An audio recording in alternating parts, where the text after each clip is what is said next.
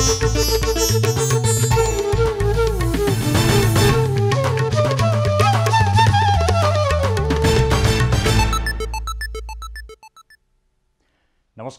यो एभिन्यूज खबरको संकेत हो। तपाईं अहिले एभिन्यूज@7 मा हुनुहुन्छ। म सुशील खतिवडा। प्रारम्भमा मूल खबर।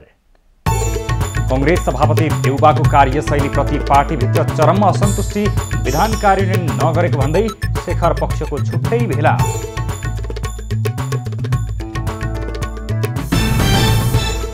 संघ र प्रदेशको निर्वाचन समयमै गर्ने प्रधानमन्त्री देउबाको भनाई। विद्युतीय मतदानका लागि आवश्यक व्यवस्था गरिदिन निर्वाचन आयोगको आग्रह।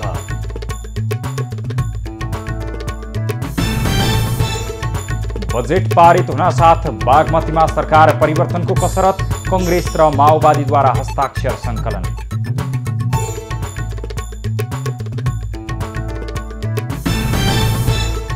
शेयर बजारमा नेप्से 74 अङ्कले बढेर 2000 बिन्दुमाथि फर्कियो। कारोबार रकममा पनि उल्लेख्य सुधार।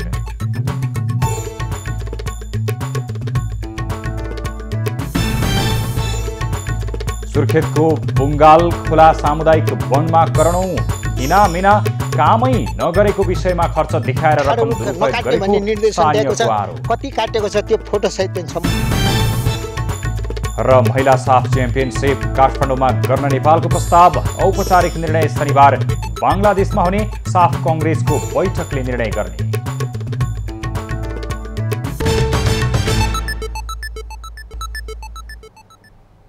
अब खबरको सिलसिला प्रारम्भ गरौं। कांग्रेस कोइराला पक्षमा भेला सम्बन्धी प्रसङ्गबाट।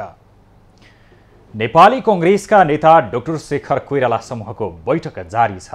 32 पुतली स्थित अनुपम फुडल्यान्डमा जारी बैठकमा कोइराला सहित पार्टी महामन्त्री गगन थापा, सहमहामन्त्री जीवन परियार, कानून न्याय तथा संसदीय मामिला मन्त्री दिलेन्द्र प्रसाद बडु, डाक्टर चन्द्र भण्डारी, बलबहादुर केसी, जगदीश नरसिंह केसी, त्यस्तै डाक्टर रामशरण महत, सञ्जय गौतम लगायत नेता सहभागी भएका छन्। पार्टी सभापति शेरबहादुर देउबाको कार्यशैलीप्रति असन्तुष्टि जनाउँदै कोइरालाले शुक्रबार आफू पक्ष भेला राखेका हुन्। केन्द्रीय समिति मनोनयनमा पनि कोइराला समूहको असन्तुष्टि रहेको छ। भेलामा संस्थापन र संस्थापन इतर समूहमा 60-40 को भागबण्डा गर्नुपर्ने विषय पनि उठेको बताइएको छ। देउबाले शेखर समूहलाई पेलेर अगाडि जान खोजेकाले समानान्तर समिति बनाएर जानुपर्ने माग समेत कोइराला समूहमा उठ्दै आएको छ। यसैबीच नेपाली कांग्रेसका सभापति शेरबहादुर देउबाले केन्द्रीय समितिको बैठक बोलाएका छन्। स्थानीय निर्वाचनको समीक्षा र संघ र प्रदेश निर्वाचनको तयारीका लागि देउबाले असार 27 गतेका लागि बैठक बोलाएका हुन्।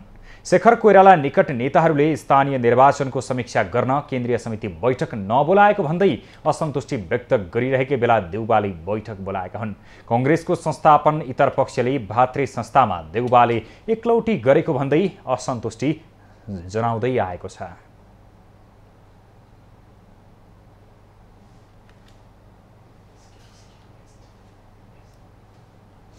प्रधानमन्त्री शेरबहादुर देउबाले प्रतिनिधि सभा र प्रदेश सभा निर्वाचन पनि समयमा नै सम्पन्न गर्ने प्रतिबद्धता जनाएका छन्। 64औं संसद दिवसको अवसरमा पूर्व सांसद मञ्चले बिहिबार संघीय संसद भवनमा आयोजना गरेको कार्यक्रममा उनले स्थानीय निर्वाचन शान्तिपूर्ण रूपमा सम्पन्न भएको भन्दै संघ र प्रदेशको निर्वाचन पनि समयमै हुने बताएका हुन्। प्रधानमन्त्री देउबाले लोकतान्त्रिक प्रणालीमा अध्यावधिक निर्वाचन गर्न सरकार प्रतिबद्ध रहेको पनि बताए। वैशाख 20 गते स्थानीय तहको निर्वाचन स्वच्छ निष्पक्ष भएरै ढङ्गले सम्पन्न भइसकेको छ। यसै वर्ष प्रदेश सभा तथा प्रदेश सभाको निर्वाचन स्वच्छ निष्पक्ष ढङ्गले सम्पन्न गर्ने सरकार प्रतिबद्ध छ। प्रधानमन्त्री देउबाले दलहरूसँगको छलफलपछि निर्वाचनको मिति तोकिने पनि बताए। मुलुकलाई विकास र स्थायित्वतिर लाने दायित्व सबैको भएको पनि प्रधानमन्त्री देउबाको भनाइ थियो। उनले जननिर्वाचित व्यवस्था अनुसार नै सबै अगाडि बढ्नुपर्ने धारणा राखे। प्रधानमन्त्री देउबाले संसदीय समितिको निर्देशनलाई सरकारले पालना एवं कार्यान्वयन गर्ने विश्वास पनि दिलाए। निर्वाचन आयोगले आगामी प्रतिनिधि सभा र प्रदेश सभा निर्वाचनका लागि विद्युतीय मतदान यन्त्रको प्रयोगका लागि आवश्यक प्रबन्ध गरिदिन नेपाल सरकारलाई आग्रह गरेको छ। आयोगले गृह मन्त्रालय मार्फत सरकारलाई विद्युतीय मतदानका लागि आवश्यक व्यवस्था गरिदिन माग गरेको हो। साउन मसान्तसम्ममा आयोगलाई उपलब्ध हुने गरी विद्युतीय मतदान यन्त्रको आवश्यक प्रबन्ध गरिदिन आग्रह गरिएको आयोगद्वारा जारी विज्ञप्तिमा उल्लेख छ। यसअघि सरकारले सञ्चार तथा सूचना प्रविधि मन्त्रालयका सहसचिवको संयोजकत्वमा गठन गरेको कार्यदलले विद्युतीय मतदान यन्त्र प्रयोग गर्न आयोगलाई सुझाव दिएको थियो। निर्वाचनमा विद्युतीय मतदान यन्त्र प्रयोग गर्न सक्ने कानुनी व्यवस्था भने यसअघि नै भइसकेको छ। विक्रम सम्वत 2064 को संविधान सभा निर्वाचनमा आयोगले 6 वटा निर्वाचन क्षेत्रमा प्रयोग गरेको थियो। 2071 को संविधान सभा उपनिर्वाचनमा बर्दिया, बागलुङ, काठमाडौँ, कैलाली लगायत 5 वटा निर्वाचन क्षेत्रमा यसको प्रयोग गरिएको थियो।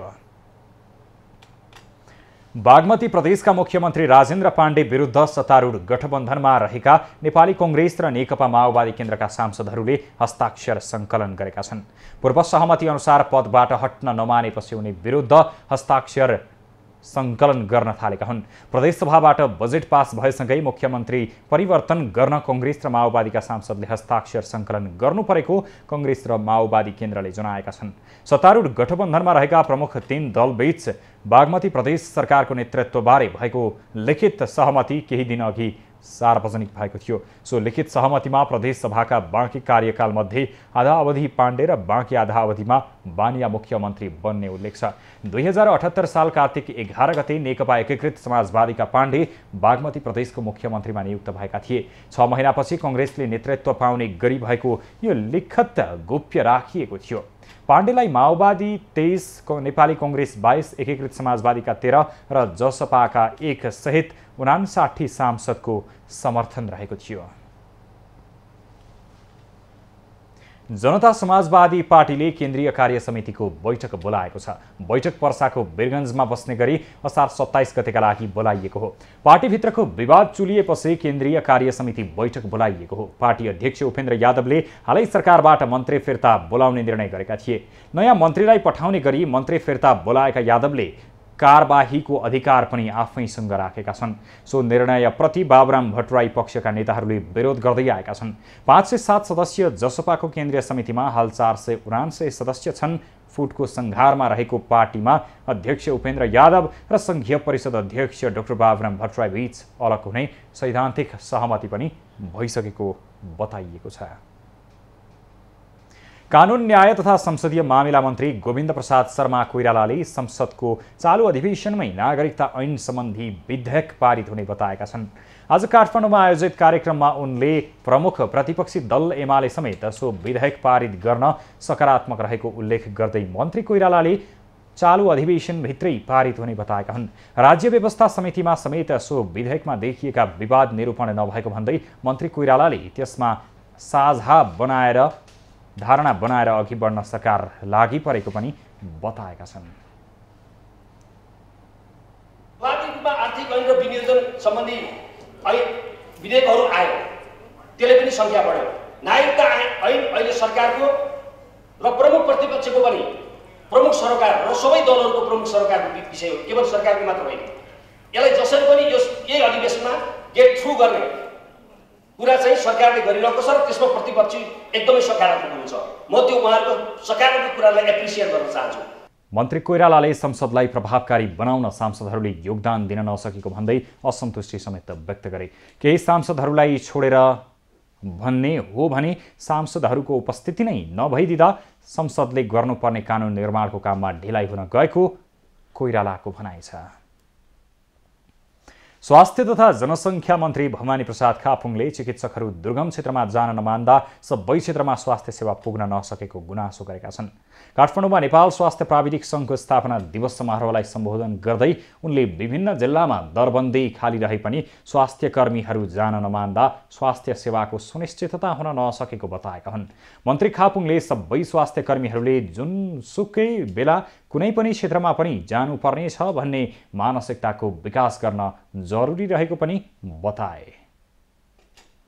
कुनै क्षेत्रमा काम गर्न योग्य नर्स अथवा कोही पनि प्राविधिक सकेसम्म कुनै पनि ठाउँमा जान मानसिकता चाहिँ बनाउँदा राम्रो हुन्छ कि जस्तो लाग्छ है। अहिले सरकार संहिताको कार्यान्वयनमा रहेको उल्लेख गर्दै मन्त्री खापुङले समायोजनमा पनि अनेक समस्या सिर्जना भइरहेको बताएका हुन्। प्रमुख प्रतिपक्ष दल नेकपा एमालेले अर्थमन्त्री जनार्दन शर्माले बजेट निर्माणमा अनाधिकृत व्यक्ति सामेल गराएको भन्ने विषयमा तत्काल छानबिन गरी सत्य तथ्य बाहिर ल्याउन प्रधानमन्त्री शेरबहादुर देउवालाई दबाब दिएको छ। संसद दिवसको अवसर पारेर बिहिबार काठमाडौँमा आयोजित कार्यक्रममा एमाले संसदीय दलका उपनेता सुभाष नेमाङले बजेट निर्माणका विषयमा प्रधानमन्त्रीको ध्यान आकर्षण गराएका हुन्। प्रमुख प्रतिपक्ष दल एमालेले संसदमा सो कुरा उठाउने तर अर्थमन्त्रीले होइन भनेपछि छानबिन नगर्ने कुराले संसदलाई कमजोर बनाउने उपनेता नेमाङको भनाइ थियो। सांसदहरूले उठाए यो हो अनधिकृत मान्छेहरूको प्रवेश भयो, अर्थमन्त्रीजीले होइन भन्नु, तर प्रश्न उठायो हाम्रा सांसदहरू तपाईहरूले उठाइरहनुहुन्छ, तर त्यो प्रश्नको जवाब आउँदैन भने त्यो संसद कमजोर भयो भनेर कसैले भन्यो भने त्यसको लागि जिम्मेवार को? नेता नेमाङले अर्थ मन्त्रालयको फुटेज हेरेपछि बजेट निर्माणमा अनाधिकृत मान्छे अर्थमन्त्री शर्माले सामेल गराएको हो होइन यथार्थ कुरा बाहिर आउने पनि दाबी गरे। उपनेता नेमाङले अमेरिकासँगको एसपीपी कसले अघि बढाएको भन्ने विषयमा विवाद भएपछि सरकारले त्यसलाई छानबिन गरेर तथ्य बाहिर ल्याउन ढिलाइ गर्न नहुने पनि बताए। नेकपा एकीकृत समाजवादीका सम्मानित नेता झलनाथ खनालले सनकको भरमा संसद भङ्ग गर्ने कार्यले गैरदलीय प्रवृत्ति अगाडि आएको बताएका छन्। संसद सेवा दिवसको अवसरमा आयोजित कार्यक्रममा उनले 2/3 बहुमत प्राप्त सरकारले पनि काम गर्न नसकेपछि जनतामा निराशा छाएको बताएका हुन्। नेता खनालले सनकका भरमा संसद भङ्ग गर्दा गैरदलीय उम्मेद्वार निर्वाचित हुन थालेको गुनासो समेत गरे।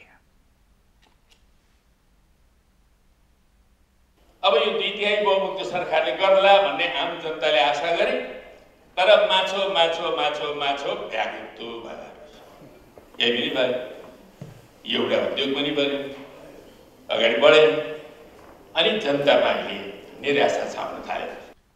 नेता खनालले एमालेको अवरोधका कारण पुनर्स्थापित संसदमा जनताको कुरा राख्न नपाइएको र सरकारले कानुन बनाउन नपाएको गुनासो गरे।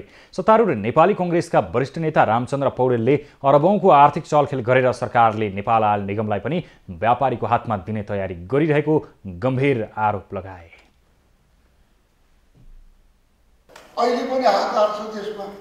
यो चाहिँ नि यत्रो हाहाकार किन हाहाकार भइराखेको छ भन्दाखेरिमा व्यापारीको हातमा तपाईँ दिनुहुन्छ जब व्यापारी त नाफा हेर्छ, मलाई कतिखेर नाफा आउँछ त्यतिखेर ल्याउँछ, नाफा हुँदैन जस्तो लाग्यो भने अन्तर्राष्ट्रिय बजारमा महँगी बढ्या देख्यो भने लिँदैन, हात झिकिदिन्छ। प्रधानमन्त्री देउबासँग निगम व्यापारीलाई दिन लागेको हो भन्ने प्रश्न गर्दै नेता पौडेलले यो विषयमा सञ्चार माध्यमको समेत ध्यान जानुपर्नेमा जोड दिए। वरिष्ठ नेता पौडेलले किसानहरूलाई अझै मलको व्यवस्था गर्न नसकेको भन्दै सरकारप्रति आक्रोश व्यक्त गरे। 70 वर्ष सङ्घर्ष गरेर टुङ्गो लगाएको सङ्घीय लोकतान्त्रिक गणतान्त्रिक शासन व्यवस्थाको विकल्प दलहरूले खोज्न नमिल्ने नेताहरूको भनाइ थियो। नेकपा एमाले अध्यक्ष केपी ओली र नेकपा राष्ट्रिय एकता अभियानका संयोजक वामदेव गौतम बीच आज भेटवार्ता भएको छ। नयाँ पार्टीको घोषणा गरे लगत्तै गौतम ओली निवास बालकोट पुगेर छलफल गरेका हुन्। सकेसम्म वाम एकीकरण नभई चुनावी मोर्चा निर्माण गर्ने प्रयास अन्तर्गत गौतमले ओलीसँग छलफल गरेको सो दलले जनाएको छ। गौतमले ओली पछि अन्य नेताहरूसँग पनि भेटवार्ता गर्ने बताइएको छ। तत्कालीन नेकपालाई जोडेर वाम एकता गराउने प्रयास स्वरूप गौतमले ओलीसँग छलफल गरेको बताइएको छ। ओलीले भने नेकपा फरक दलको अभ्यास गर्नुभन्दा नेकपा एमालेमै रहन गौतमलाई आग्रह गरेका छन्।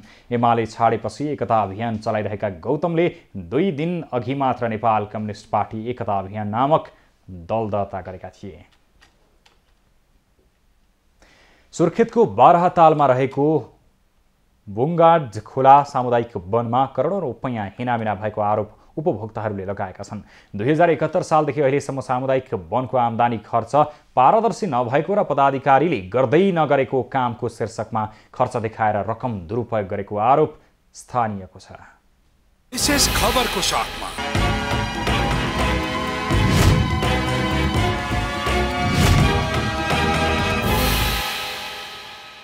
जिल्लाको बराहताल गाउँपालिका वडा नम्बर 3 मा रहेको बुङ्गाड खोला सामुदायिक वनमा करोडौं रुपैयाँ हिनामिना भएको हो। 2071 सालदेखि 75 सम्मको वनको अडिट रिपोर्ट हेर्ने हो भने 2,71,02,756 रुपैयाँको वनले कारोबार गरेको छ। तर वनका पदाधिकारीहरूले सामुदायिक वनले गर्दै नगरेका कामहरूको शीर्षक हालेर किर्ते अडिट रिपोर्ट बनाएको फेला परेको छ। अडिट रिपोर्टमा वनका उपभोक्ताहरूलाई जीविकोपार्जनका लागि भन्दै 15 लाख रुपैयाँका बाख्राहरू वितरण गरिएका छन्। तर उपभोक्ता भने आफूले बाख्रा नपाएको बताउँछन्। सामुदायिक वनले त बाख्रा वितरण गरे भनेको त छैन, हामीलाई त्यही थाहा छैन, बाख्रा पनि छैन। हुँदै नभएको वन हेरालुदेखि कार्यालय व्यवस्थापन जस्ता दर्जनौं शीर्षक हालेर लाखौं रुपैयाँ खर्च भएको देखाइएको छ। यो विषयमा सामुदायिक वनका पदाधिकारीहरूलाई सोद्धा आफूमाथि आक्रमण भएको स्थानीय जित बहादुर विष्टले बताए। यसको विषयमा अब समयभित्र पनि बसेर छलफल गरौं भनेर उहाँहरू तयार हुनु भएन। अन्तिममा आएर उहाँहरू ममाथि प्रहार गर्न पनि भिड्नुभयो। सामुदायिक वनले वनभित्रका ढलापडा रुखहरूको संकलन गरी वन निर्देशिका अनुसार प्रक्रिया पुर्याएर मात्रै काट्न पाउने प्रावधान रहेको छ। तर उक्त सामुदायिक वनमा नियम विपरीत ठाडो र स्वस्थ रुख काटेर बिक्री गरेको स्थानीयले आरोप लगाएका छन्। उपर कति हेर्नुहुन्छ तपाईहरुले? जिल्ला वन र क्षेत्रीय वनले कहिले पनि ठाडो रुख नकाट्ने भन्ने निर्देशन दिएको छ। कति काटेको छ त्यो फोटो सहित पनि छ। सामुदायिक वनलाई हिजोदेखि अहिलेसम्म अनेक बहानामा स्वाहा पार्ने काम नयाँ र पुराना पदाधिकारीहरूकै मिलिमत्तमा भएको देखिन्छ। म कार्य समिति भएर खाता खोल्न गएको भोलिपल्ट मेरो एउटा पुरानो अध्यक्ष, तत्कालीन कोषाध्यक्ष, तर म सचिव भएर कार्य समितिमा गएको थिएँ। उहाँले चाहिँ ल फलानु होटलमा पैसा दिनेछ जाम सचिवजी भनेर मलाई लिँदाखेरि त्यहाँ देखियो 4 लाख 4.5 लाखको एउटा होटलमा खाएको उधार देखियो हैन। चालू आर्थिक वर्षमा मात्रै सामुदायिक वनले 1400 क्युफिट भन्दा बढी काठ बिक्री गरेको छ। त्यो काठबाट आएको रकमको लेखाजोखा सोद्धा बाटो बनाए बापत ठेकेदारलाई पैसा दिएको सामुदायिक वनका अध्यक्ष निर्मल पुरी बताउँछन्। त्यसमा सर 14,13,000 आएको, त्यतिमा 10,65,000 बाटोमा गयो सर हैन। यो बुङ्गाडदेखि यहाँ मेसिन ल्याएको। तर जहाँ बस्ती नै छैन, जहाँ सडक नै आवश्यक छैन, त्यहाँ ठेकेदारको सहजताका लागि मोटो रकम असुल्दै वनका पदाधिकारीहरूले बाटो निर्माण गरेको देखिन्छ। एबी न्यूज खबरका लागि मंगल बास्कोटे, सुर्खेत।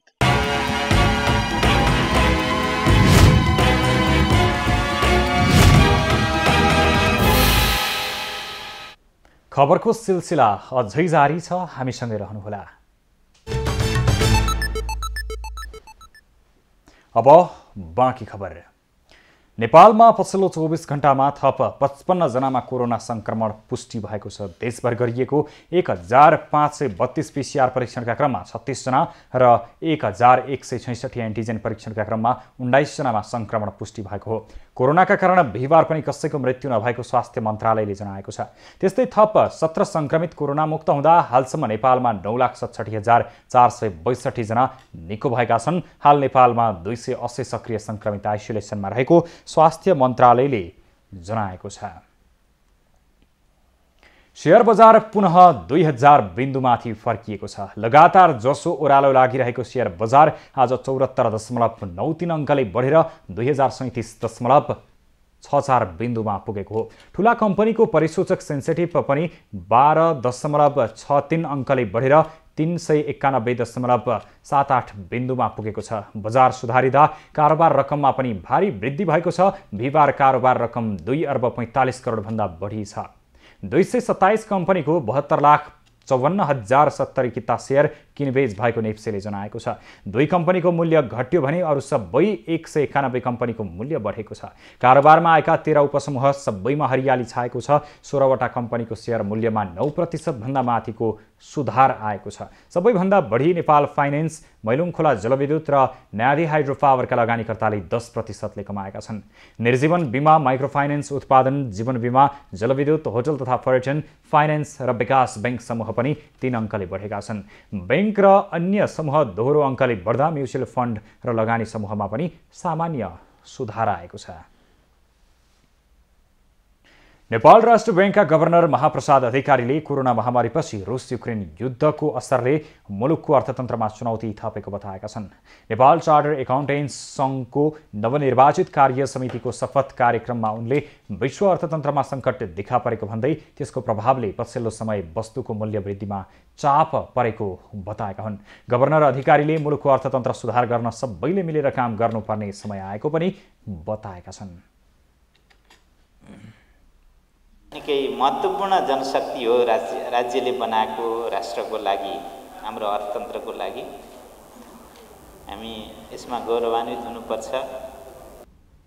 सङ्घका नवनिर्वाचित अध्यक्ष दीपक पाण्डेले अर्थ सम्बन्धी कुनै पनि समस्याको छलफल तथा समाधानको गर्ने चार्टर्ड एकाउन्टेन्ट सङ्घ तयार रहेको बताए। इसिजी रिपोर्टिङ पनि गर्ने बेला भएको छ।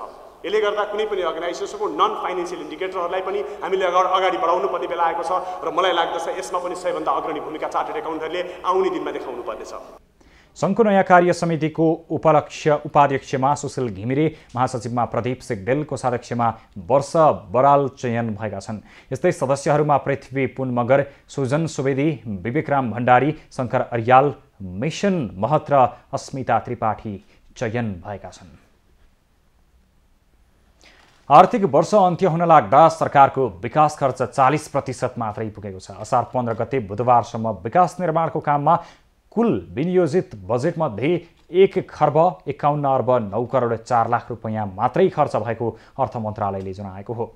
खर्च भएको रकम लक्ष्यको 39.96% मात्रै हो। सरकारले चालु आर्थिक वर्षमा 3 खर्ब 78 अर्ब 9 करोड 77 लाख बजेट विकास निर्माणमा खर्च गर्ने लक्ष्य राखेको थियो। हरेक महिना 10% का दरले पुँजीगत खर्च गर्ने सरकारको लक्ष्य राखे पनि सरकार त्यसमा असफल देखिएको छ। सरकारको कुल खर्च भने 67.94% बराबर भएको छ। कुल 16 खर्ब 32 अर्ब 82 करोड 92 लाख बराबर खर्च गर्ने लक्ष्य राखिएकोमा हालसम्म 11 खर्ब 9 अर्ब 37 करोड 32 लाख बराबर खर्च भएको मन्त्रालयको तथ्याङ्कले देखाएको छ। यो रकम कुल विनियोजनको 67.94% हो। सरकारको खर्चमध्ये सबैभन्दा बढी खर्च चालुमा देखिएको छ। 10 खर्ब 65 अर्ब 29 करोड 39 लाख बराबरको चालु खर्च गर्ने लक्ष्य राखेको सरकारले हालसम्म 8 खर्ब 66 अर्ब 90 करोड 60 लाख अर्थात् 81.38% खर्च गरेको छ। त्यस्तै वित्तीय व्यवस्थापनतर्फ कुल 1 खर्ब 89 अर्ब 43 करोड 76 लाख बराबरको खर्च गर्ने लक्ष्य राखिएकोमा हालसम्म 91 अर्ब 37 करोड 68 लाख अर्थात् 48.24% मात्र खर्च भएको छ।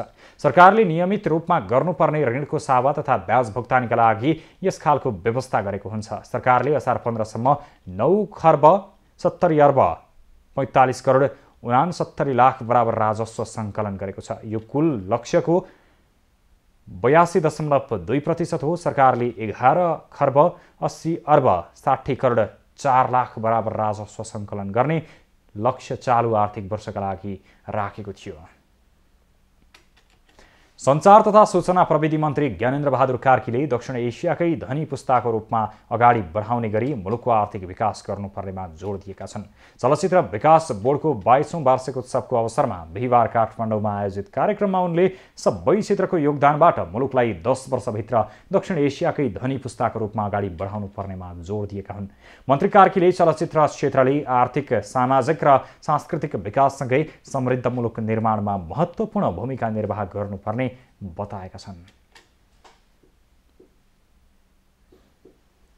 जुन जुन क्षेत्रमा छ त्यो क्षेत्रबाट अगाडि बढ्न सक्यौँ भनेदेखि मैले हरेक ठाउँमा भन्ने गरेको छु र त्यो हरेक नेपालीको सपना हो र यहाँ पनि म भन्न चाहन्छु कि हामी 10 वर्षभित्रमा हाम्रो पुस्तालाई कमसे कम दक्षिण एसियाको धनी पुस्ताको रूपमा परिचित गराउन सक्छौँ।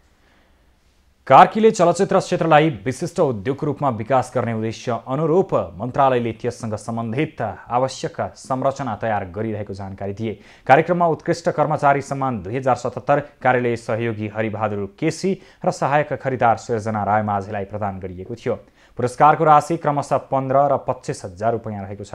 बोर्डले भुवन केसी, डाक्टर भोला रिजाल, सानुकुमार ताम्राकार, राजाराम पौडेल, शिव ढकाल, त्यस्तै गरेर किरण कुमार केसी लगायत 62 जना चलचित्रकर्मीलाई विशिष्ट चलचित्र परिचय पत्र प्रदान गरेको छ। सर्वोच्च अदालतले निजगढ विमानस्थल निर्माणको विषयमा दिएको फैसलाको पूर्णपाठ सार्वजनिक भएपछि सरकारवालाले आन्दोलन स्थगित गरेका छन्। अदालतको पूर्णपाठमा निजगढमा विमानस्थल निर्माणमा रोक नलगाइएपछि स्थानीयले बिहिबारबाट आन्दोलन रोकेका हुन्। आन्दोलन रोकिए पनि विमानस्थल निर्माणका लागि खबरदारी जारी राख्ने स्थानीयले बताएका छन्। हवाई उडानलाई व्यवस्थित गर्न, भरपर्दो बनाउन, सुरक्षित बनाउन, सुविधाजनक रूपमा कायम गर्नको निम्ति अन्तर्राष्ट्रिय विमानस्थल आवश्यक छ र हिजोको सबै निर्णय खारिज गरेर र सरकार अहिलेको निर्णयलाई चाहिँ नेपाल सरकारले विज्ञहरूसहित र लगभग यहाँको त्योसँग सरकार राख्ने सम्पूर्णहरूलाई अध्ययन गरेर र नेपाल सरकारले र त्यसलाई निर्णय गर्ने अधिकार दिएर र यो फैसला गरेका छ। हामी अनवरत रूपमा हामी आन्दोलनमा सहभागी भयौँ। सडकदेखि हामी सरकारका मन्त्रीहरूलाई, मुख्यमन्त्रीलाई, गाउँपालिका नगरपालिकाहरूमा नीति तथा कार्यक्रममा यो कुरा अन्तर्राष्ट्रिय विमानस्थल निजगढमा बन्नुपर्छ भन्ने प्रस्ताव पास गरिदिनु हुन अनुरोध गर्दै विभिन्न गाउँपालिका नगरपालिकामा सबै गयौँ। निजगढ विमानस्थल निर्माणको माग राखेर विगत 24 दिनदेखि जारी अनसन पनि बिहिबारबाट टुङ्गिएको छ। आन्दोलनकारीहरूले पूर्व मन्त्री पुरुषोत्तम पौडेलको हातबाट जुस पिएर अनसन तोडेका हुन्। स्थानीयले निजगढमा जेठ 12 गतेबाट आन्दोलन सुरु गरेका थिए। उनीहरूले विमानस्थल निर्माणको माग गर्दै प्रमुख दलका नेताहरूलाई ज्ञापन पत्र समेत बुझाएका थिए।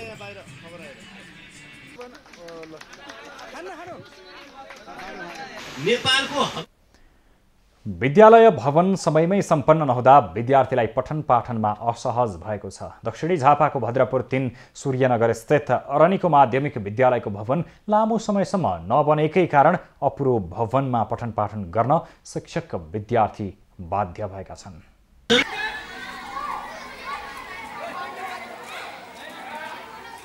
विद्यालय भवन समयमै सम्पन्न नहुँदा विद्यार्थीलाई पठन पाठनमा असहज भएको हो। दक्षिणी झापाको भद्रपुर 3 सूर्यनगर स्थित अरनिको माध्यमिक विद्यालयको भवन लामो समयसम्म अलपत्र हुँदा अपुरो भवनमा शिक्षक विद्यार्थी पठन पाठन गर्न बाध्य छन्। अपुरो भवनमा झ्याल ढोका नहुँदा कक्षा कोठाभित्र हिउँदमा सोझै चिसो सिरेटो र बर्खामा हावाहुरी सहितको बाछिटोले पढाइ त प्रभावित हुन्छ नै, हिलाम्मे कक्षा कोठाको पानी फ्याँकेर पढ्नुपर्ने बाध्यता विद्यार्थीमा छ। व्यवस्थित कोठाहरू छैन, झ्यालहरू छैन। हामीलाई पढिरहेको बेलामा हावाहुरी आउँछ, पानी पर्छ, भिज्छौँ। एकदमै झन् हावा हुँदरी आउने अवस्थामा गाडामुडुङ गर्ने मलाई त झन् यति धेरै हुन्छ कि क्लासै लिन सक्दिनौँ क्या हामी। 2068 सालमा भारतीय दूतावासको करिब 4 करोड रुपैयाँ अनुदान सहयोगमा भवन निर्माण सम्झौता भएको थियो, तर 3 वर्षसम्म भवन निर्माण सम्झौतामा मात्रै सीमित भयो। 2071 सालबाट 18 महिनाभित्र सक्ने गरी सुभाष लामाको राजधानी कन्स्ट्रक्सनले 2 तलाको 32 कोठे भवनको निर्माण ठेक्का पाएको थियो। तत्कालीन जिल्ला विकास समिति, हाल जिल्ला समन्वय समिति झापाको भवन निर्माणमा लापरवाही गरेको भन्दै विद्यार्थी, शिक्षक तथा अभिभावक संयुक्त रूपमा केही समय अघि आन्दोलित बनेको पनि विद्यालयले जनाएको छ। ठेकेदारले अधकल्चो छोडेको भवनमा दुर्घटनाको जोखिमसँगै अधुरो भवनमा अध्यापन गराउन निकै असहज भइरहेको शिक्षकहरूको भनाइ छ। भारतीय सरकारबाट जुन किसिमबाट चाहिँ एउटा सहयोग दात्री राष्ट्रले जुन सहयोग गरेको हो, त्यो सहयोगको पैसालाई जुन किसिमबाट चाहिँ सदुपयोग गर्नुपर्ने हो, त्यो सदुपयोग गर्न नसकेको देखिन्छ। तत्कालीन जिल्ला विकास समिति झापा मार्फत ठेक्का लगाइएको भवन पटक पटक म्याद थप गरिएको र यहाँको अधिकारीले नपुग्ने भएपछि म्याद थप्न संघीय मामिला तथा सामान्य प्रशासन मन्त्रालय पठाइएको भए पनि काम अघि बढ्न नसकेको जिल्ला समन्वय समितिले जनाएको छ। पर्सेन्ट काम गरेपछि अब म्याद थपको लागि आएको छ। यहाँबाट गरे जति म्याद थप तेस्रो चाहिँ चौथो पटकसम्म यहाँ म्याद थप भयो। अनि त्यहाँबाट यहाँको अधिकारीले नपुगेपछि माथि मन्त्रालय पठाएको छ। अनि मन्त्रालयमा चाहिँ नि सचिवले म्याद थपको लागि पर्याप्त आधार नभएको भनेर म्याद थप गर्न नसक्ने भनेर फाइल फिर्ता गराएको छ। जोखिमपूर्ण अवस्थामा पठन पाठन भइरहेको अपुरो विद्यालय सम्पन्न गरेर सुविधायुक्त भवनमा अध्ययन गर्ने विद्यार्थीहरूको चाहनालाई पूरा गर्न जरुरी छ। सन्तोष नेउपाने, झापा। पछिल्लो समय बाँकेमा जग्गा भाडामा लिएर खेती गर्ने किसानको संख्या बढ्दै गएको छ। स्वरोजगारको अवस्था सिर्जना गर्न जग्गा भाडामा लिएर तरकारी, अन्नबाली, नगदे बाली खेतीदेखि पशुपालन गर्न किसानको आकर्षण बढेको हो। आर्थिक वर्ष 2075-76बाट कृषि ज्ञान केन्द्र बाँकेले बाँकेका विभिन्न पालिकामा किसानहरूको छनौट गरी क्रमागत रूपमा करार खेती सुरु गर्दै आएको छ। कम्तीमा 30 कट्ठादेखि 5 बिघा जमिनमा तरकारी खेती, नगदे बालीको खेती, अन्न उत्पादन र पशु तथा माछा पालन गर्न सकिने गरी हाल बाँकेमा 19 करार खेतीको फार्म सञ्चालनमा आएका छन्। 2077-78 देखि 2 बिघा जमिन भाडामा लिएर तरकारी खेती गर्दै आएको बैजनाथ 8 बाँके स्थित एलिज कृषि फार्मका सञ्चालक सुमन चौधरी राम्रै आम्दानी भइरहेको बताउँछन्।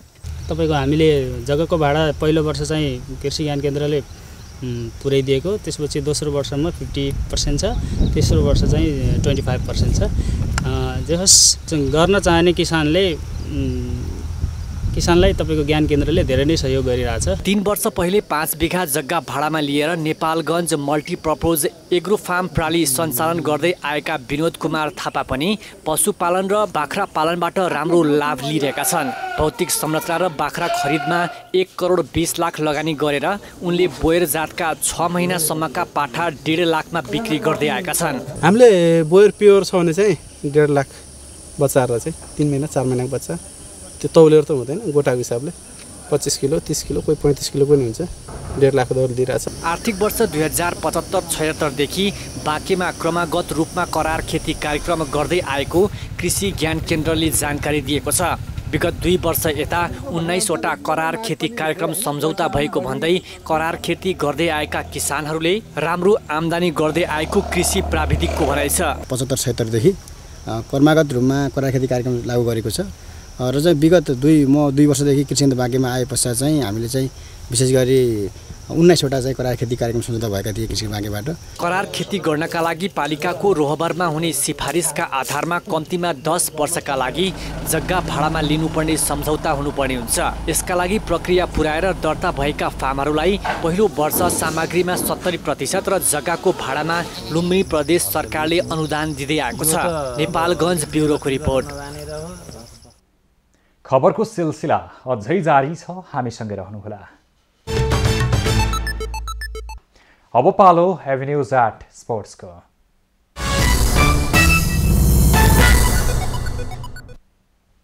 नेपालले महिला साफ च्याम्पियनसिप काठमाडौँमा आयोजना गर्न दक्षिण एसियाली फुटबल सङ्घ साफको कङ्ग्रेसमा औपचारिक प्रस्ताव गर्ने भएको छ। बङ्गलादेशको ढाकामा शनिबार हुने साफको कङ्ग्रेसमा नेपालले महिला साफ आयोजनाका लागि औपचारिक प्रस्ताव गर्ने भएको हो। साफको कङ्ग्रेसमा भाग लिन एन्फा महासचिव राई, न्युरो टिमका अध्यक्ष सुन्दर नरसिंह जोशी र एन्फाका पूर्व सदस्य विकास नारायण श्रेष्ठ आज ढाका प्रस्थान गरेका छन्। यसअघि पनि साफ बैठकले नै नेपाललाई प्रतियोगिता आयोजना गर्नका लागि प्रस्ताव गरेको थियो। अगस्त 12 देखि 24सम्म महिला साफ नेपालमा गर्न साफ बैठकले प्रस्ताव गरेको थियो। नेपालले यसअघि 5औं संस्करणको महिला साफ विराटनगरमा गरेको थियो। प्रतियोगिताको उपाधि नेपाललाई हराउँदै भारतले जितेको थियो। अब पालो खास खबरको।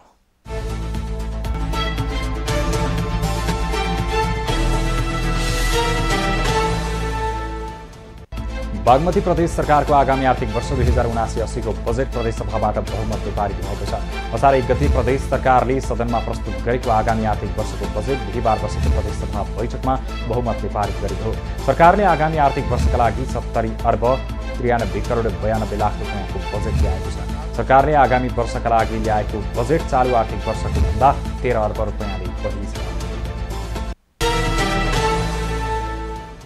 सुदूरपश्चिम प्रदेश सरकारले ल्याएको आगामी आर्थिक वर्ष 2079-80 को बजेटमाथि छलफल गर्न बिहीबार बोलाइएको प्रदेश सभाको बैठक पनि स्थगित भएको छ।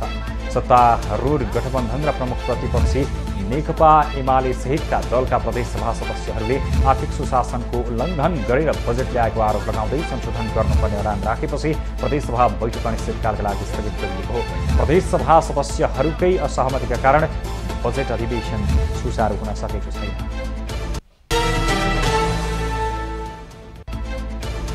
शीत भण्डार निर्माणको रकम भुक्तानी गर्न माग गर्दै किसानहरूले मध्य प्रदेशको कृषि तथा सहकारी मन्त्रालयको लेखा शाखा तथा खाद्य शाखामा तालाबन्दी गरेका छन्। तालाबन्दीपछि उनीहरू मन्त्रालयमै धरनामा बसेका छन्। प्रदेश सरकारले 2076 जेठ 29 गते शीत भण्डार निर्माणका लागि कृषक समूहसँग सम्झौता गरेको थियो। कृषक समूहले शीत भण्डार निर्माण सुरु गरिसकेका छन्, तर अहिलेसम्म रकम भुक्तानी नगरेपछि उनीहरू आन्दोलनमा उत्रिएका हुन्। विभिन्न 4 देशका लागि नियुक्त भएका राजदूतहरूले बिहिबार शपथ लिएका छन्। कतारका लागि नेपाली राजदूत डाक्टर नरेश विक्रम ढकाल, जनवादी गणतन्त्र चीनका लागि नेपाली राजदूत विष्णु पुकार श्रेष्ठ, अस्ट्रेलियाका लागि नेपाली राजदूत कैलाश राज पोखरेल र इजरायलका लागि नेपाली राजदूत कान्ता रिजालले राष्ट्रपति विद्यादेवी भण्डारी समक्ष पद तथा गोपनीयताको शपथ ग्रहण गरेका हुन्। सरकारको सिफारिस र संसदीय सुनवाई समितिको अनुमोदनपछि उनीहरूलाई केही दिन अघि राष्ट्रपति भण्डारीले राजदूत र स्थायी प्रतिनिधिमा नियुक्त गरेका थिए। नेकपा एमाले सांसद एवं पूर्व उप प्रधानमन्त्री भीमबहादुर रावलले सरकारले अमेरिकालाई एसपीपी कार्यक्रममा भाग नलिने भनेर लेखेको पत्र तत्काल सार्वजनिक गर्न माग गरेका छन्। बिहिबार काठमाडौँमा आयोजित कार्यक्रममा उनले सरकारले पठाएको पत्र जनताले थाहा पाउने गरी सार्वजनिक गर्नुपर्ने बताएका हुन्। सांसद रावलले सरकारले अमेरिकालाई एसपीपी लागू नगर्ने भनेर पत्र नै नपठाएको दाबी गरे। नेकपा एमालेका अध्यक्ष केपी ओलीले नेता कार्यकर्तासँगको भेटघाट अब पार्टी केन्द्रीय कार्यालयबाट गर्ने भएका छन्। ओलीको बालकोट स्थित निवासमा भिड बढेपछि भेटघाट पार्टी कार्यालयबाट गर्ने उनको सचिवालयले जनाएको हो। अबदेखि अध्यक्ष ओली अपराह्नसम्म पार्टी केन्द्रीय कार्यालय च्यासलमा बस्ने पनि एमालेले जनाएको छ। त्रिभुवन अन्तर्राष्ट्रिय विमानस्थल भएर थप 2 अन्तर्राष्ट्रिय विमान कम्पनीले नियमित उडान भर्ने भएका छन्। थाइल्यान्डको थाई स्माइकल एयरवेजले शुक्रबार र श्रीलङ्काको श्रीलङ्कन एयरलाइन्सले आगामी असार 22 गतेदेखि उडान भर्ने तयारी गरेका हुन्। स्माइलले पहिलो पटक र श्रीलङ्कन एयरलाइन्सले कोरोनापछि स्थगित उडानलाई निरन्तरता दिने भएको विमानस्थल कार्यालयले जनाएको छ।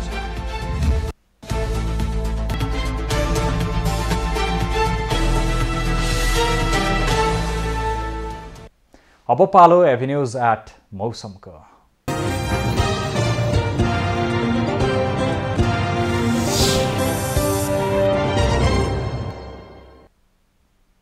आज देशभर सामान्य बदली रही धेरै स्थानहरूमा हल्कादेखि मध्यम वर्षा भयो। राति प्रदेश 1, बागमती, गण्डकी, लुम्बिनी र सुदूरपश्चिम प्रदेशका 1-2 स्थानमा भारी वर्षाको समेत सम्भावना रहेको जल तथा मौसम पूर्वानुमान महाशाखाले जनाएको छ।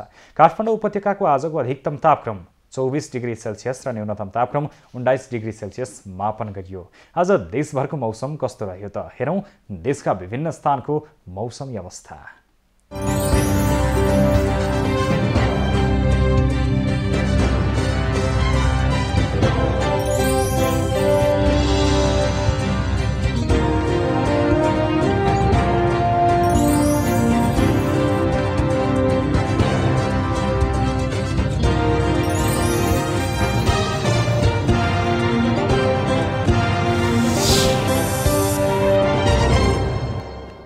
अहिलेलाई खबरको क्रम यति नै। एभिन्यूज खबरका सहित अन्य विस्तृत खबरका लागि www.avenews.tv लगइन गर्न सक्नुहुनेछ। युट्युब, फेसबुक र ट्विटरमा पनि हामीलाई फलो गर्न सकिनेछ। खबरभित्रको खबरका लागि हेर्दै रहनुहोला एभिन्यूज खबर। नमस्कार।